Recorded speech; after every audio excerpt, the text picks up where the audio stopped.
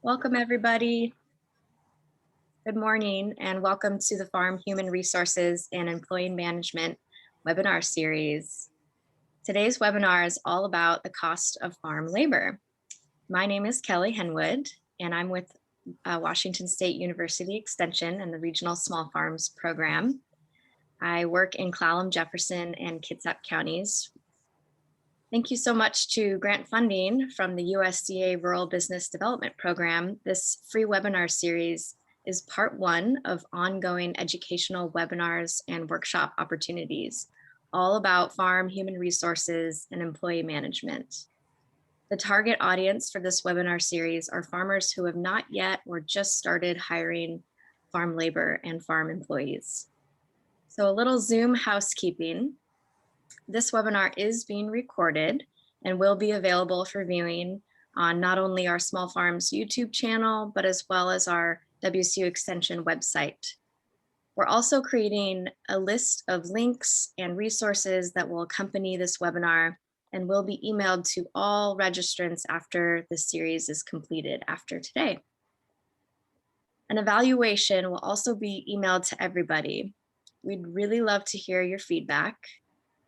Especially since these webinars are grant funded, it's important to show the impact to our funders and to provide feedback to not only the organizers, but also for future webinars. So if you have a question for either of the panelists, please feel free to use the Q&A function or the chat function at the bottom of your Zoom toolbar. So now I'm going to turn it over to our moderator, Mark Bowman. Mark? Great. Thank you, Kelly. Hi, my name is Mark Bowman. I'm the Sustainable Agricultural Coordinator for North Olympic Development Council. I work with farmers across Clallam and Jefferson County, helping them overcome obstacles to growth. So if I have not caught up with you yet and want to meet and you're growing either just in the farming itself or maybe going to more value-added products or whatever it may be, the issue may be that has whatever the issues are that have limited your growth. Let's sit down and talk. And then in addition, we put on these classes that are more in depth than the typical classes, and they're really focused for the farmers in Clallam and Jefferson County, and we have a number of folks from Kitsap County also. And these classes are to help you in very specific issues, and hopefully the classes that we've had so far have been helpful to you. This morning we have two guest speakers. We're going to be talking about the cost of labor and the accounting and labor and industries and some of the issues regarding that with hiring employees. And with us today, we have Lena Waschke of Waschke Accounting Services, located here in Port Angeles. And we have Christina Rodriguez, an agricultural specialist. Is that right, Christina? Agricultural specialist with Washington Department of Labor and Industries? Yeah. All right. So I'm going to start by giving each of you a chance to talk about what you do, your business, the services you provide to customers, specifically farmers. So Christina, since introduced you here last, why don't you start by telling us a little bit about yourself and the services that you provide to the farmers here. Of course. Yeah. Hi, I'm Christina. I work with Labor and Industries. I work with the Employment Standards Program. So I basically work with the Agricultural Employment Wage and Hour section of L&I. There are so many different branches of L&I, but that's what I do. And with the Farm Labor Unit, we oversee three main things with compliance and statewide oversight throughout Washington. One of them is farm labor contracting. We are responsible for administering the Farm Labor Contractor Act and ensuring compliance. So we have field investigators doing investigations all year round across the state for all the registered farm labor contractors. Those farm labor contractors include the ones who are based in Washington and also out of state and internationally. We also administer the farm internship project. I think that I've had some conversations with Wazoo Extension folks about that program. So it's been off and running for several years, and it's been extended for 5 more years. So it seems like a reality for Washington for the long term. And a lot of small farm businesses are joining that program and tapping into that resource because it allows them to hire interns in their small farms.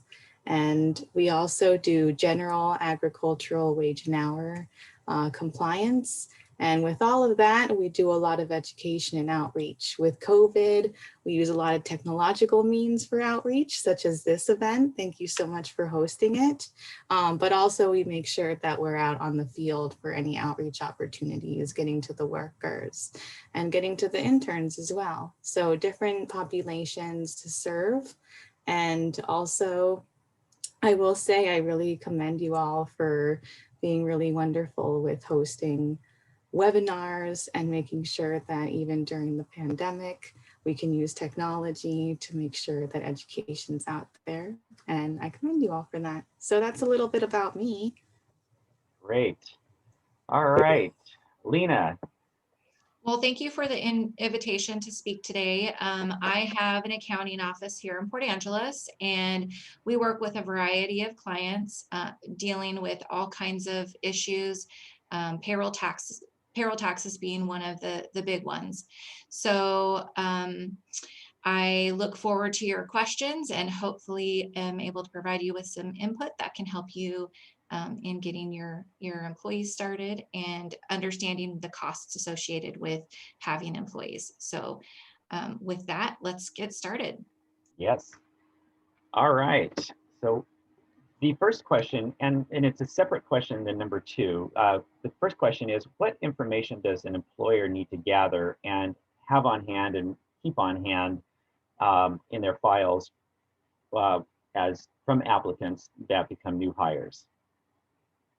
So Lena, you want to start off with that one? Sure. There are several forms that an employer needs to keep on hand.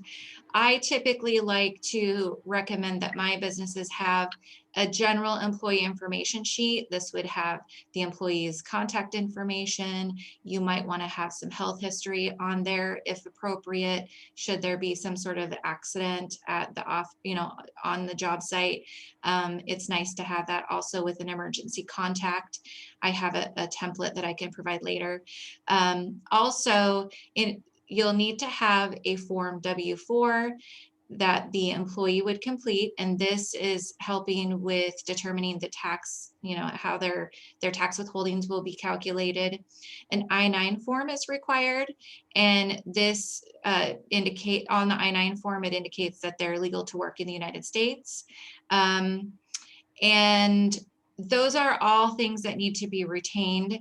The I-9 form has a few different options for identification purposes. A driver's license and social security card are the most common, but a passport will also work. And there are a few other options as well. Generally speaking, that is the information that's required for employers to retain in their employees' permanent personnel file. It's also wouldn't be bad to have some sort of personnel action form, which a template can be found online. And this identifies when the employee started, what the wage arrangements and agreements were. Sometimes the employer and the employee would sign this form, and that form would allow you to make changes as appropriate, or disciplinary actions are also included in a general personnel action form. I would say those are the most important things to keep for all employees in a permanent file that you need to retain for at least 6 years from the time that the employee leaves your employment. Okay. So Lena, I'm going to ask you a couple follow-up questions already with that. So the forms of identification for the I-9 driver's license and the copies of those need to be kept along with the I-9, correct? Well, technically speaking, you're not supposed to retain those those records. Some employers will. My understanding is if you're audited by immigration and they look at your I-9 form, and if you have those, if you're inconsistent about what documentation you keep versus what documentation you don't keep, that can run into issues. The form itself has a signature, so the employer signs that they verify that those forms were reviewed. I typically like to keep them, but my understanding is that it's recommended that you don't keep the copies of those forms. Okay. So that's question debatable back and forth, but if you do Mhm. have them, then you have the source record of what you signed off on and compared the I-9 against, right? And So, you need to keep that for every single employee. mhm. Yeah. Okay. All right. And also, how about an agreement, hiring agreement form? So the employer says, this is the hiring agreement form, this is the hours, this is the benefits, this is the start date, this is the wage and all that kind of stuff. Is that what you were kind of referring to as the Yeah. last document? Yeah, the personnel action form would typically include all of that type of information on it. But some employers have contracts as well. So it depends on the nature of the employment agreement that you're making with the employee. And from an HR perspective, there's a lot of different processes that you could develop. What I find with my newer businesses is they like to keep it simple and straightforward. But the personnel action form is a great way to document the discussion related to pay and benefits and those types of things. Okay, good. Christina, anything that you want to add to that you see that would be helpful, or any especially from labor and industries perspective and what you see in the field? Yeah, I think Lena did a really great job summarizing. And just to piggyback off of what you were just talking about with the employer agreement contract, I would say something that's widely used when there's a farm labor contractor involved. A farm labor contractor is someone who solicits, employs, hires, transports, supplies, agricultural workers. So you could be a business owner using a farm labor contractor in the equation. When that is part of the reality, when a farm labor contractor is involved, we do have disclosure statements, which are those similar things: an employee farm labor contractor agreement form that has all the terms and conditions of their employment, including the wage rates, because a lot of times with piece rate, there's different wages that can vary based on the crop and variety. And they also have different requirements to meet in terms of what a worker needs to know about the conditions of their employment. And it's all on that document. And that's highly used in the agricultural sector. L&I developed a form to make it really helpful for business owners to make sure that all the necessary information is in there, and that's given at the time of hiring.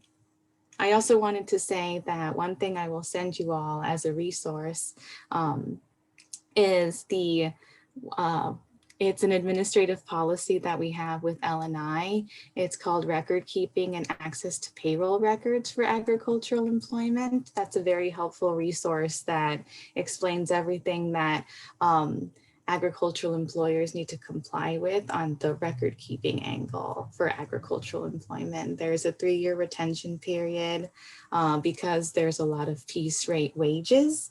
It's important to have all of the wage rates documented in your records. For example, like for the type of information you need to store, you should keep records of workers' names, addresses, occupations, dates of employment, and then their applicable rates of pay and the amount paid to each worker and all the necessary deductions, making sure that that's all clear in their itemized pay statements. But L&I really tries to ensure that when you're on the agricultural end of employment and managing your business, everything that relates to agricultural wage and hour compliance for record keeping can be accessible and available with this administrative policy. So I'll definitely send that to you. So I Great. hope that covers your question, but I think Lena did a really great job. Great, thank you. So Lena, back to you for a moment. I wanted to ask you, you mentioned something about retention of documents after an employee leaves the workplace. How many years do or should an employer retain those records of past employees? So payroll records are, from a federal perspective, payroll records are required to be retained for 6 years. Okay. So you need to keep all of your records for at least 6 years. But so that permanent personnel file, you'll want to keep for at least that 6-year period after they leave. But if they're still currently an employee, then you'll want to, keep that for while they're employed and then for at least 6 years. Okay. Okay.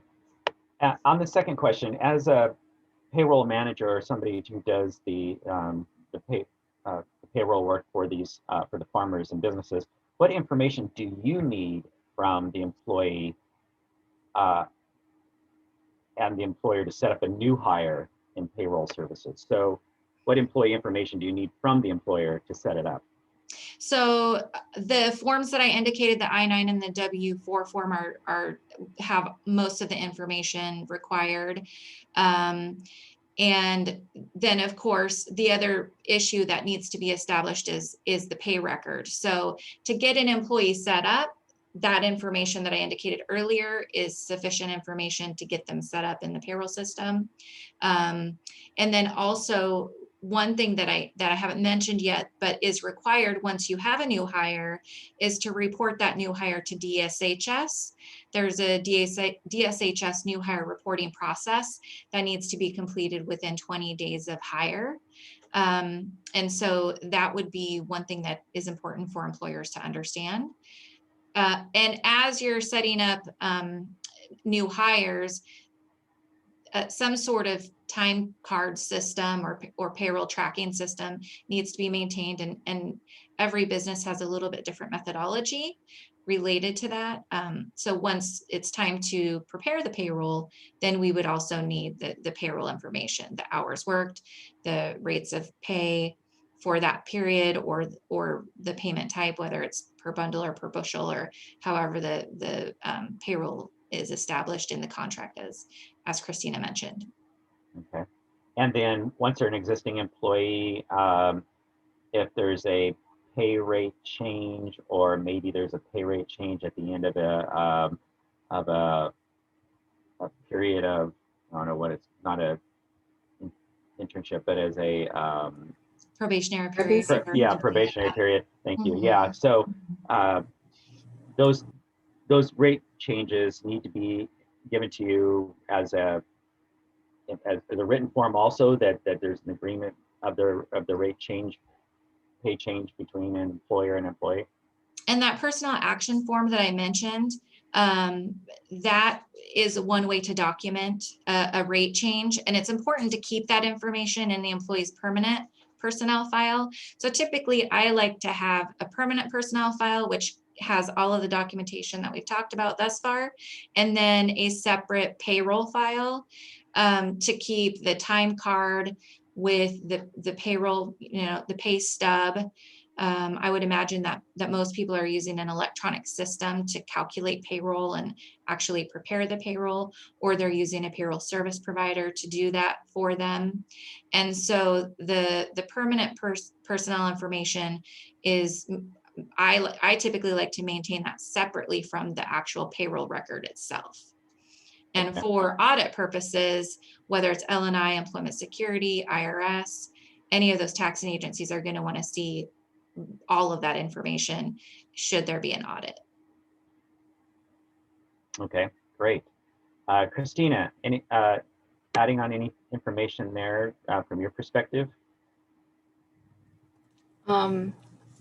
I would say when there's a piece rate wage change in the middle of harvest season, that can happen sometimes.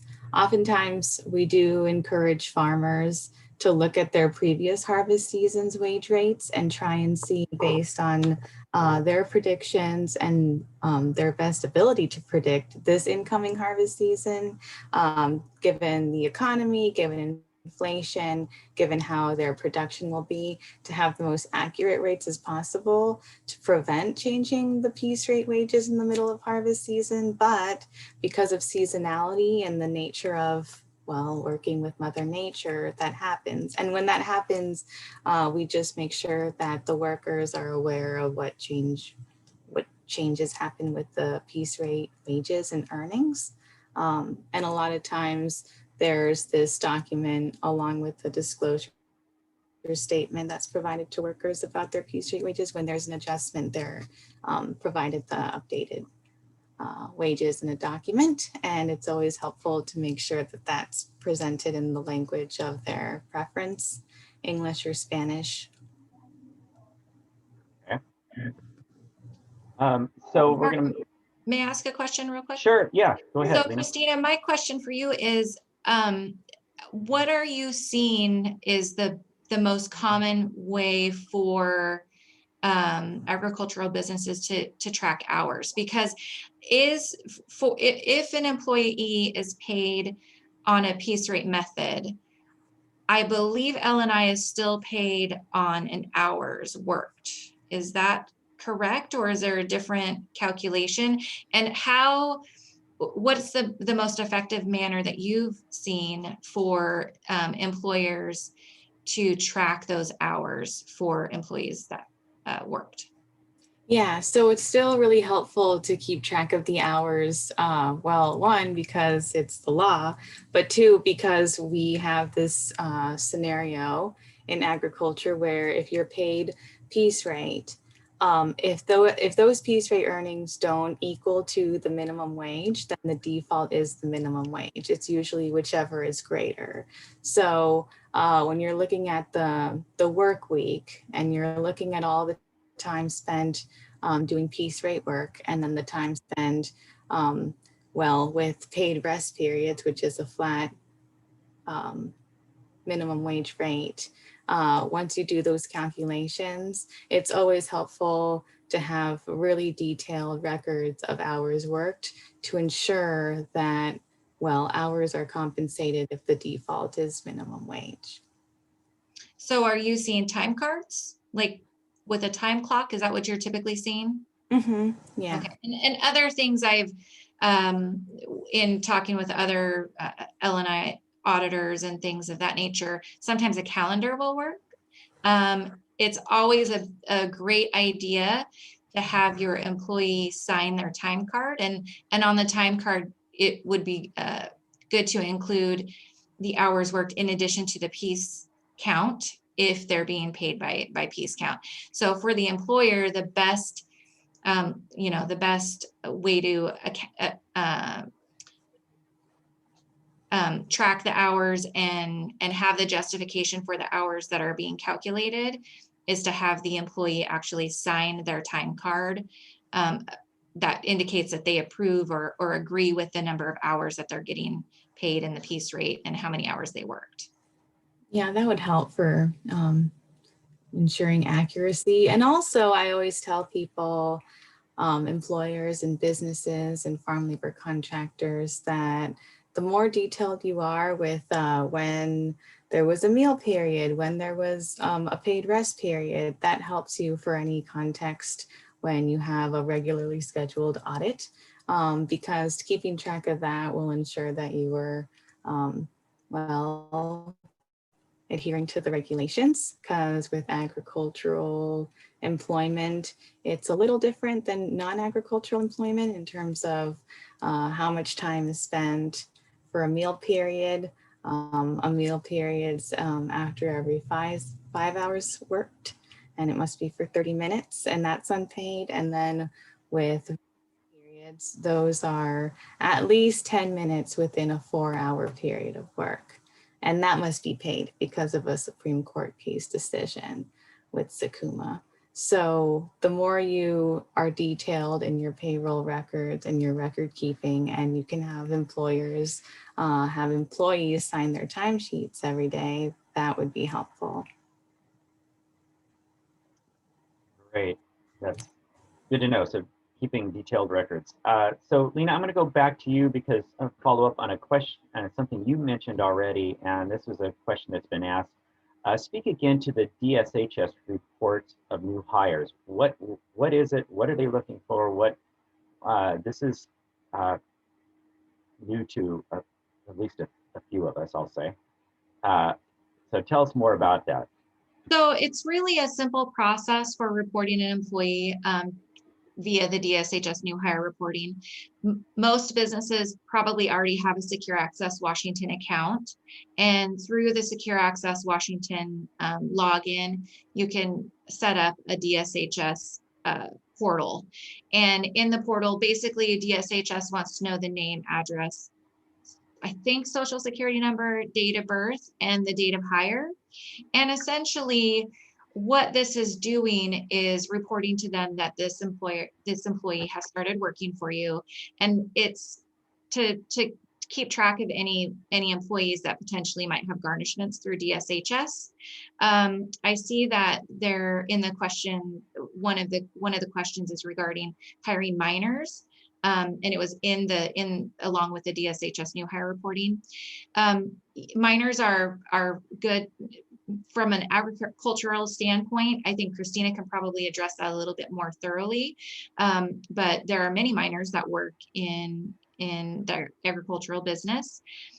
And simply the DSHS new hire reporting is just to notify DSHS that they're working for you. But whether they're an adult or a minor doesn't matter related to the DSHS reporting. Okay. Yeah, we're going to spend a little bit of time in hiring minors and that. Christina, anything else you want to add to that that question? Well, I'm pretty sure that I'll expand more with the next questions about hiring minors, because we have a lot of details and resources for that. But I think Lena did a good job. Okay. So Christina, from your perspective, question, any regulations employers should know? We've talked a lot about payroll record keeping and setting up new employees, but just any specific regulations around agricultural workers that are maybe different than typical that you feel like employers need to know about? Yeah, I think it's always helpful to make sure that there's, well, how can I word this? There's always going to be some things that are going to be necessary to keep up with regulations and also keep up with recent Supreme Court case decisions. So as I mentioned earlier, in 2015, there was a Supreme Court case decision determining that workers should be paid for their rest periods. So the agricultural industry makes sure that that compliance is there. You keep accurate records of rest periods to ensure compliance. Also, another thing is the Carranza versus Dovex decision from 2018. In the industry of agriculture, that presented new terms in the piece rate context of production, like piece rate active time and piece rate downtime.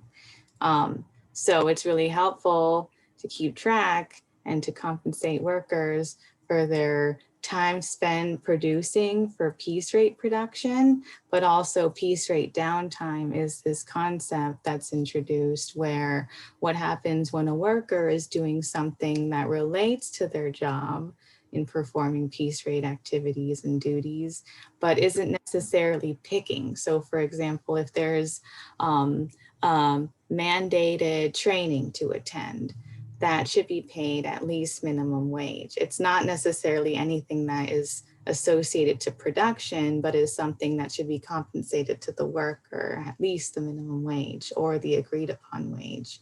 Another example besides trainings is transporting workers from one field to another. Oftentimes employers have different job sites.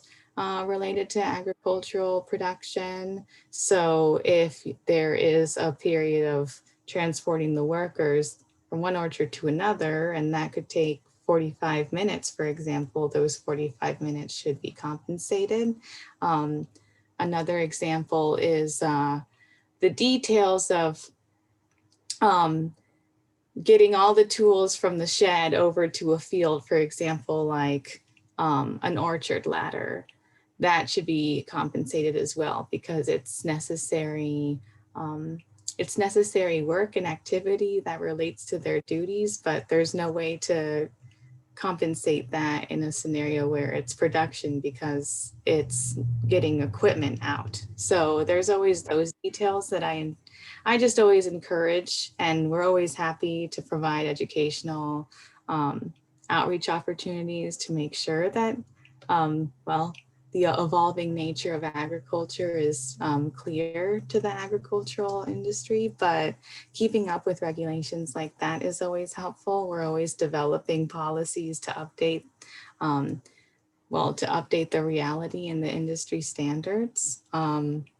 Yeah, so those are pretty much my organic ideas of how to answer your question.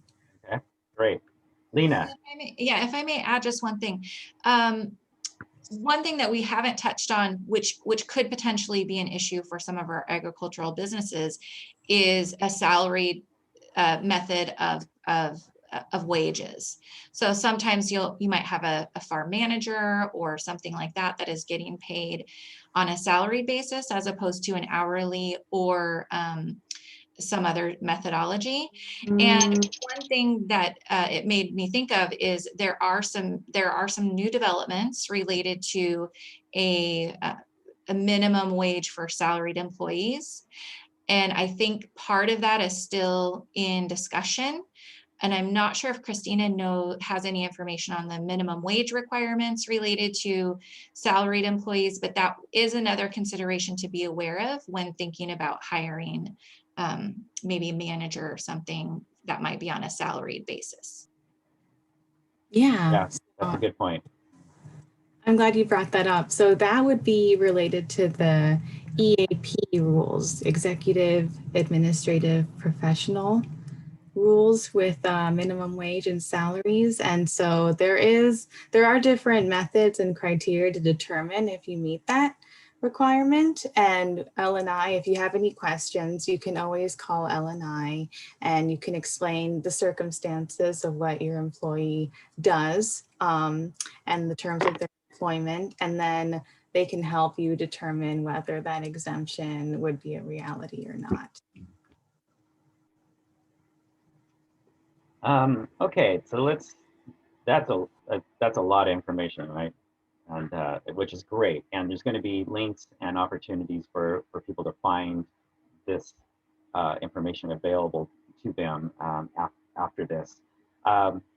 So I'm going to move on to the next one regarding hiring minors. But first, Christina, a question that came up. The farm intern program, you mentioned that at the very beginning. Will that be statewide available in all counties statewide continuing, or is that just as specific counties here? Yeah, those are in specific counties. There only 20 counties in Washington are eligible for that. Okay. So, wouldn't it be interesting if it were all 39 counties? There are exceptions or exceptions. I can list out the counties for you or put them in the chat. But that's a really good question because it could be that one county uses the program and then the neighboring county doesn't. And it's not too odd of a scenario for L&I to get questions about this person's neighbor in the program or a community member in the program, but because of the county technicality, they can't do it themselves. So that's a really good question, but only 20 counties are eligible for that program right now. And I'll put the list in the chat. Okay, great. Hiring minors. Let's talk about that for a moment. How is that different from hiring somebody of adult age? what are some of the requirements, and who needs to be notified, who needs to sign, who needs to be aware of minors being hired. Christine, you want to start with that one? Yes. So you just saw a list right there. Those are the counties that I told you I would write. So yeah, for hiring minors, there's I would say that there's several processes that an employer should go through to make sure that they can hire their minors. It's not out of the ordinary in agriculture to do that, especially during harvest season. But the main things that LNI really ensures is that the employer went through all the right steps. So first of all, they should get a minor work permit endorsement for their business license. That would be through the Department of Revenue. They would go and file for their minor work permit. LNI eventually does review that to review that all the permit requirements are in place. And then once it's approved by the Department of Revenue, they'll issue their new business license to the employer for that endorsement. It's also important to get a completed parent school summer authorization form. So before a minor can start working for an agricultural business, they must get their parent or their guardian and their school when it's in session to file the appropriate authorization form. There's two scenarios: when the school's in session or during summer break, obviously because of hours worked for teens in agriculture and in any kind of employment. Hours worked does change or fluctuate whether school is in session or not. So there's some requirements to follow with that. And then also, it's always helpful to keep records of the minor's age because obviously as they get older, things will not necessarily be the same once they're over 18. But while they are a minor, it's always helpful to just make sure that the age of the worker is in your records. Okay. Good. Lena, things you've seen regarding hiring minors and managing Yes. that from a payroll perspective and documentation. So Christina did a good job, a couple of, with what she had indicated. One thing that when I was researching this a little bit earlier, it looks to me, and Christina, correct me if I'm wrong, that you can actually hire minors that are 12 and up for the agricultural business. Yeah, so with the age, there's a lot of details about what they can and can't do. If under 14, they can only work with bulbs, cucumbers, berries, and spinach. Those are like the only things that they can work with. Also, there are some extra requirements about what the employer needs to do in order to make that happen. For example, I will find the resources for you, but it is, Lena's right, that can happen, but there are extra requirements to comply with. Yeah, and I think there's some restrictions for any minors related to the type of equipment that they can operate. So just know what your tasks are for minor employees, and make sure that they can perform those. The other issue is that minors under 16 can be paid 85% of the minimum wage. So those, I think, are the bigger issues related to minors working. Is you do have the flexibility to pay them less if they're 16 and or under 16, if they're under 16. But from a payroll perspective or tax perspective, or any of the benefits or requirements for employers in Washington State, everything else is the same related to a minor or an adult employee. So I think that covers it, unless you had something specific, Mark. Nope. Those were sort of the things I was thinking about and hitting on.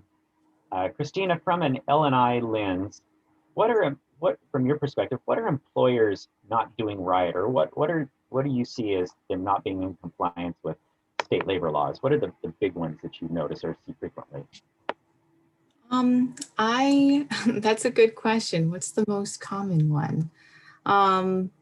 I would say when there's farm labor contracting involved, making sure that there's compliance with that farm labor contractor worker disclosure statement form, because those terms and conditions, well, we regulate that very closely. And when there's some discrepancy with the information, that's a common thing that we see. So we always ensure that there is education and outreach and clarification to the workers. Other things that I would say are themes probably relate to having accessible restrooms on the work site. I don't enforce that myself. That's more of a safety and health lens. But when we do have field investigators on the field, we do notice that and we do make referrals. So yeah, having a safe and clean bathroom place and have running potent water, hand washing sites, that's always really important to have. Lena, anything you want to add to that, or? Well, I'm just curious, Christine, you've mentioned a farm labor contractor. Is that a different relationship than an employee relationship, or is that the same relationship? It's just a specific term or form for L&I. It's a specific, I would say, equation with L&I. So for example, a farm employer could be using the services of a farm labor contractor to get 50 workers for that harvest season. And so when they pay the contractor for those services, then it's like a trifecta of a of an equation in which there's workers, the contractor, and the employer. And when that happens, it does get a little more detailed. Of course, if you are an employer, you will be aware if you're using the services of a farm labor contractor because they market themselves as farm labor contractors. And so that would be like a subcontractor to the farmer. So the employees of the contractor would not be employees of the farmer. Exactly. Yeah, no, they wouldn't. And the relationship between the employer is with the independent, was with the farm contractor, not with the number of employees. Because there's that kind of that wall of separation. It's the farm labor contractor's responsibility to manage the employees and the hours and the piece rate. It's the relationship for the farmer is with the contractor itself. And there would there ever be a situation, and I think I know the answer to this, but would there ever be a situation where a farm contractor would be one employee or one or a small number? That can depend. I would say usually it's separate, but there's always a unique scenario. Another thing I would say is a time when the employer and the contractor do work hand in hand is when it falls onto the farm labor contractor's responsibility to fill in that disclosure statement form about the terms and conditions of employment. Oftentimes that is when they have to consult with the farmer or the agricultural employer themselves to make sure that all the terms and conditions of that particular job site are recorded on that form. And that's when there would be like co-editing, co-drafting scenarios. And potentially would the farmer be responsible if the contractor did not comply with L&I rules? That's an interesting question. I would say it really depends. But when we're looking at farm labor contractor compliance, it's farm labor contractor compliance. Okay. Yeah. So I guess that, and that's sort of a question that was asked is, do farmers need to let L&I know when we use a farm labor contractor? Or is that the contractor's responsibility? That's the contractor's responsibility to be licensed. I would say it's the farm employer's responsibility that if you're using the services of a farm labor contractor to make sure they're licensed, they have license cards. If they put themselves as farm labor contractors, there is a way to ensure that, because if you are using an unlicensed farm labor contractor, that is some liability for the employer. But no, they don't have to report that to L&I. We just have our own database for farm labor contractors who are registered. Yeah. Okay. So one more question regarding from an L&I perspective. Talk about the workplace environment. You've mentioned a little bit about facilities like bathrooms, services, literature, postings, those sort of things that an employer needs to be aware of as far as things they need to provide for on the job site for employees. Yeah, well, every year we do have our Know Your Rights flyers and posters. They're available on the website. We can mail them out to you. We do mail them out a lot to employers, but that changes every year, obviously, because of the minimum wage requirements. Those are always helpful to have, usually like in the break room somewhere that is definitely accessible to workers. For employees in agriculture, because sometimes it is like in a field, if there's a place to have it that can be very obvious, that helps.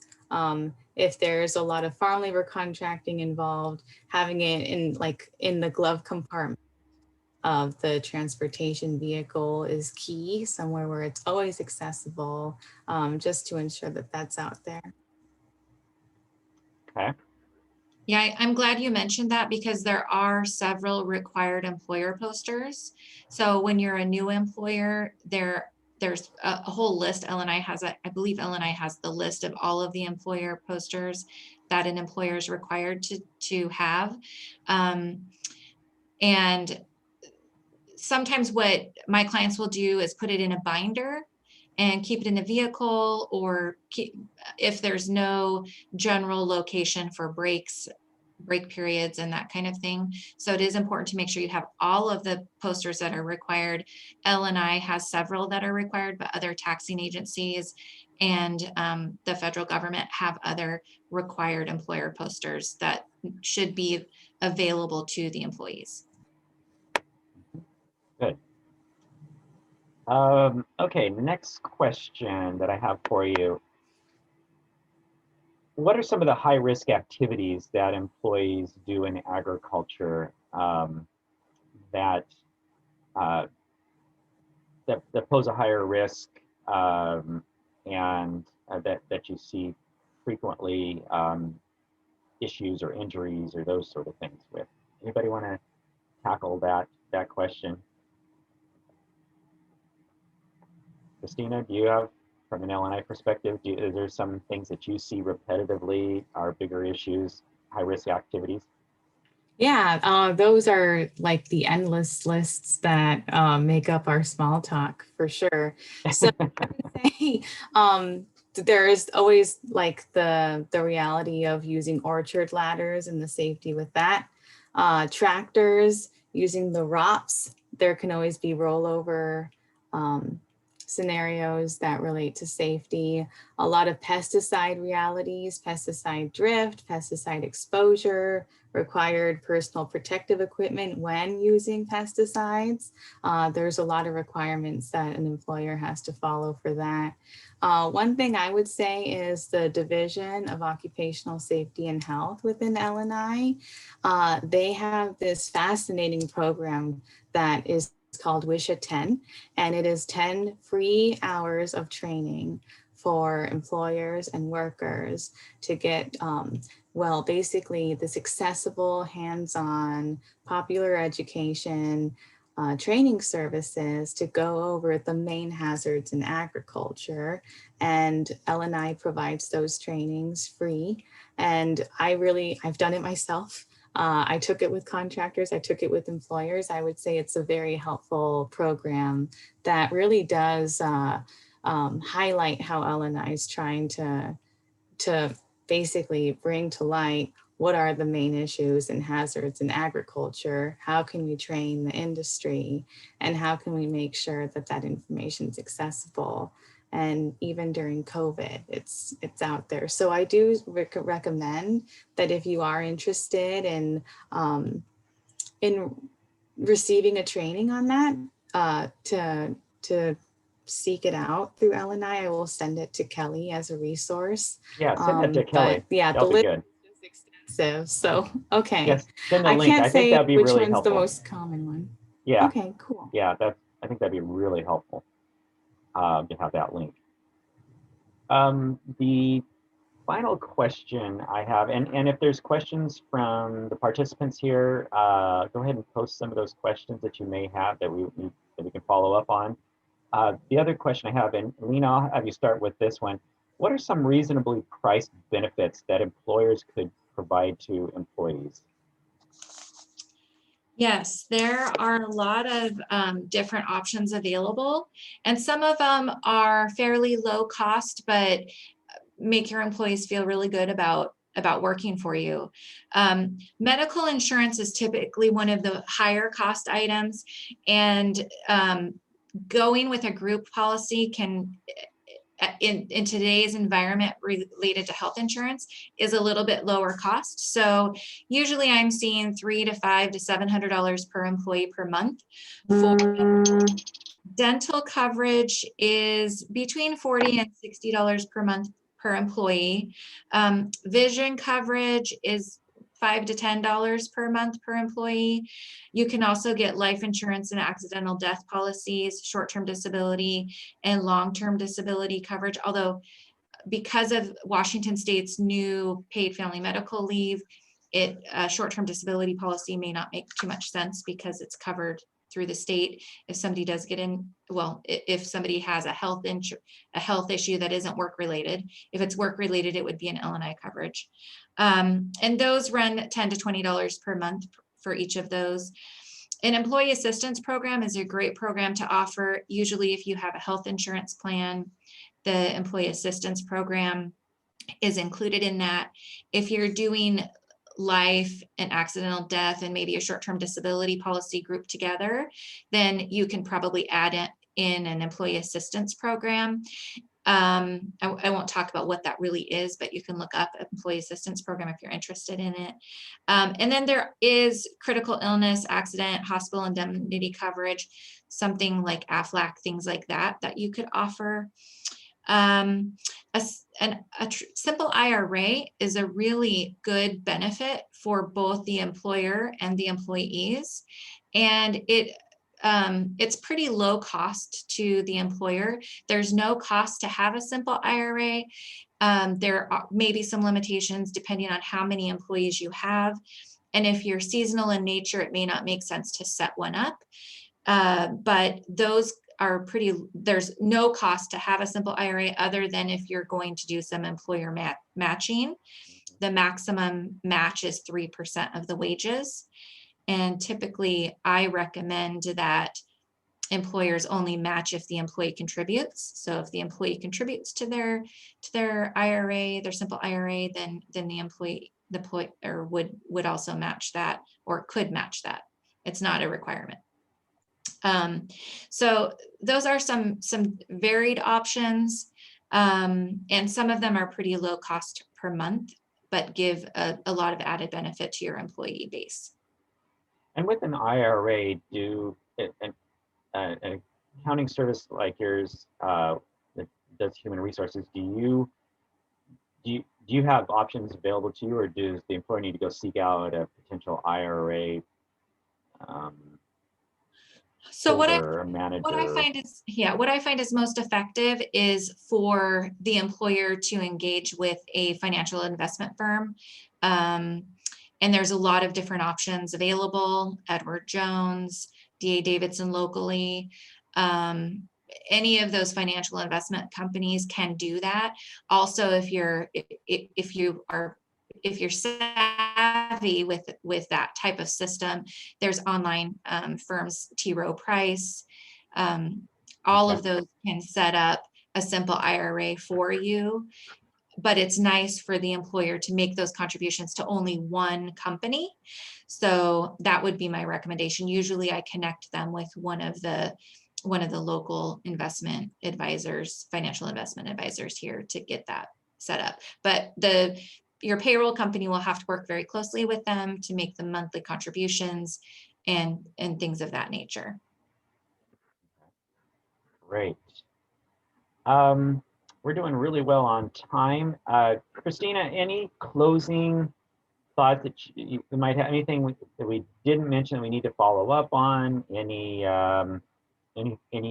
things that you would like to point out to the farmers here that are participating today? Yeah, well, I would say, just to summarize everything we went over, if you're interested in using the farm internship program, I would definitely encourage that if you're in one of the 20 eligible counties. If you're going to hire youth, I would definitely say go through all the steps to make sure that your business is approved to do that and that you're in compliance. And also, one thing we didn't really touch on, but it's incredibly important, is that when you are hiring youth, there's a lot of prohibited work duties associated to that. So just make sure that when you have them, they're doing what they're allowed to do and nothing extra. So, you know, there's a lot of resources online to explain what's prohibited work duty and what's allowed. But also just make sure that the work and the hours worked are all in compliance as well, whether school's in session or not. So yeah, it's not out of the ordinary to hire youth during harvest season or during the summertime. And if you have any questions, always think of L&I as a resource.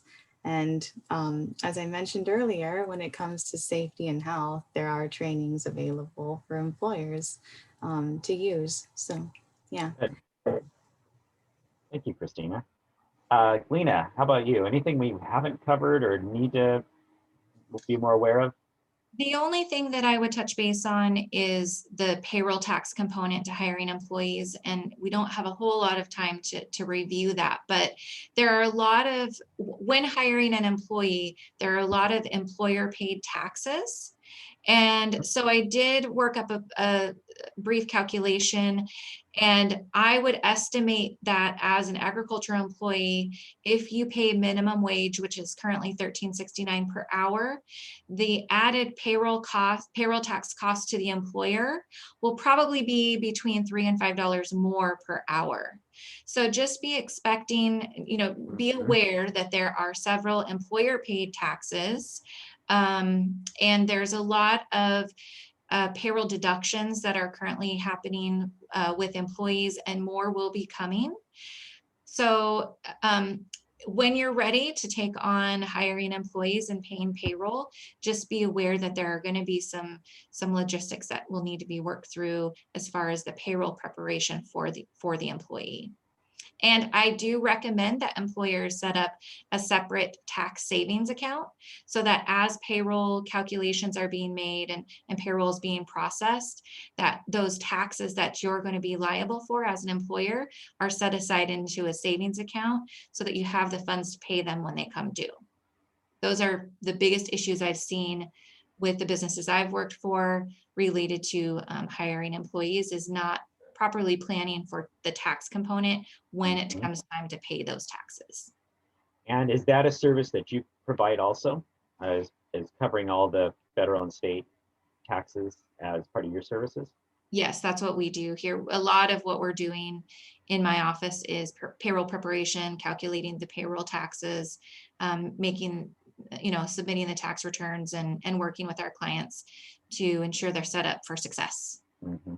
And providing employers the end of the year. All of the tax forms, W-2 forms, we have employer posters. All of your employer posters can be found online. If you have the list, you can look it up. It depends on how computer savvy you are, but I discourage my clients to purchase those employer posters that need to be replaced every year, because you can get all of that information for free if you know where to find it. Okay. Great. Thank you so much. That was there. Yeah, there's a lot of information there, and as employers, we need to do our research and make sure that we are taking it seriously and working hard to be in compliance with federal and state laws. So thank you, Christina. Thank you, Lena. This has been great. I'm going to turn it over to Kelly for closing comments, and then we'll be done. Great, thanks, Mark. Thanks, everybody. Like everyone mentioned, we will be compiling as many resources as we possibly can. So keep an eye out for an email follow-up in the next day or so. And then also we'll have an evaluation for everybody to fill out. Please also fill that out. And if you wanted to take a look at some of our pre-recorded webinars that we've already hosted, I'm going to put the link to our Regional Small Farms Program Extension website in the chat. That'll also be included in an email follow-up. So if you don't get a chance to look at it today, you can take a look there, sign up for our agriculture newsletter. That's a great way to keep in touch with the next series that Mark and I will be developing. So stay tuned, and thanks to everybody for joining us today. Thank you so much. Thank you for participating. Thank you. Thanks for facilitating this. Yeah. And organizing this. It's really Yeah.